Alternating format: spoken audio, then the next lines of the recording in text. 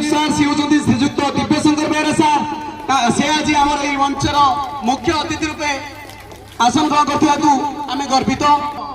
SCF सार जदियो education department को संपर्क कम थाई पारे किंतु सार आमर गोटिए कॉल रे कॉल रिसीव करी अतिथि भाई आसवाई आमको सम्मति प्रकाश कर सतरे ए विद्यालय आज गर्वित। कुकुड़ाखंडी ब्लॉक आज ए सुंदर रूप देखिपार।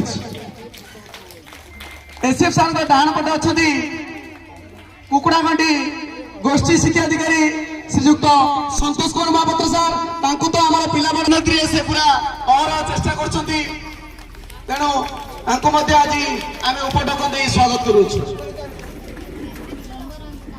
एससीएफ सार बाम पटे अच्छा आमर समी सभ्या मैडम निरुपमा पात्र मैडम आम उपटकन दे अंगवस्त्र प्रदान पूर्वक आज आम स्वागत करुचु।